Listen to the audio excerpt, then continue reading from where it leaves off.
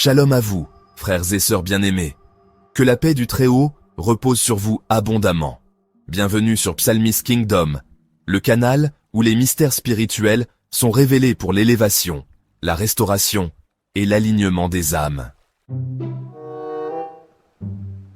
En ce début d'année, écoute-moi très attentivement, parce que changer d'année ne signifie pas changer de saison.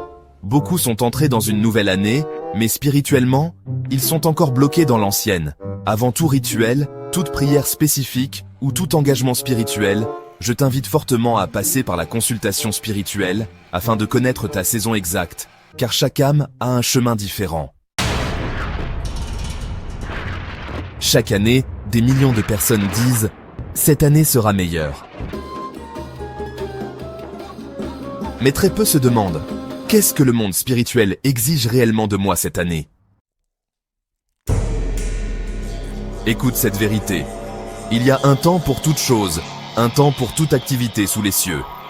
Si tu fais les actions d'hier, tu récolteras les résultats d'hier, même dans une nouvelle année. Erreur numéro 1. Entrer dans l'année sans clôturer l'ancienne. Beaucoup ont laissé des alliances ouvertes, des paroles négatives non annulées, des combats non terminés, des promesses non soldées. Spirituellement, les portes sont restées ouvertes. Et, tu sais, une porte ouverte hier devient un point d'attaque aujourd'hui. Erreur numéro 2. Copier les pratiques des autres. Tu vois quelqu'un jeûner 21 jours, tu copies. Tu vois quelqu'un faire un rituel précis, tu copies. Mais écoute ceci avec sagesse. Ce qui libère une âme peut enfermer une autre.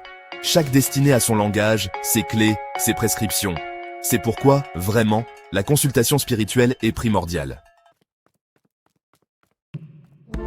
Erreur numéro 3, c'est de négliger les signes de changement de saison. Quand Dieu change une saison, certaines relations se refroidissent, certaines portes se ferment sans explication, et puis un inconfort intérieur s'installe. Et beaucoup, vraiment, résistent, alors que le ciel demande un repositionnement. Partie 3. Ce que 2026 exige spirituellement de toi. D'abord, un alignement, pas seulement des prières. 2026 n'exige pas plus de bruit spirituel, mais plus de justesse. Comme il est écrit dans Amos chapitre 3, verset 3. Deux hommes marchent-ils ensemble sans être d'accord? Es-tu aligné avec ton appel, ta saison, ta mission actuelle?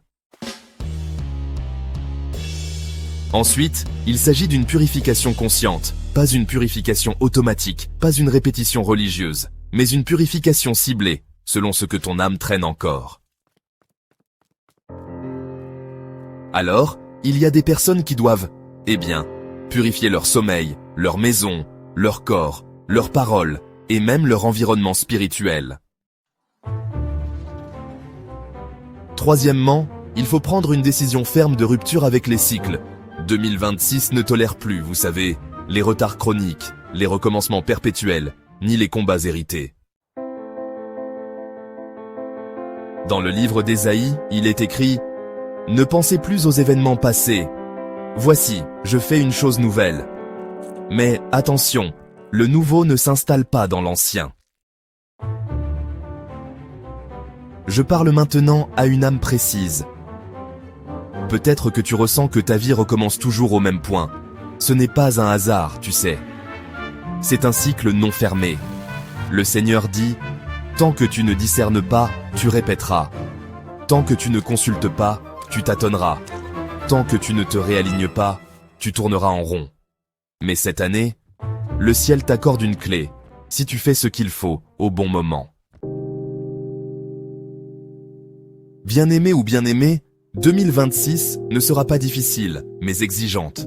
Exigeante en vérité, exigeante en alignement, exigeante en obéissance spirituelle. Avant tout rituel, avant toute prière spécifique, avant toute décision spirituelle, passe par la consultation spirituelle, afin de recevoir les clés adaptées à ton âme. C'est ainsi que les fils de la sagesse marchent. Si ce message t'a parlé, aime la vidéo, partage-la à une âme qui en a besoin, et abonne-toi à Psalmist Kingdom. Shalom, que la lumière du Très-Haut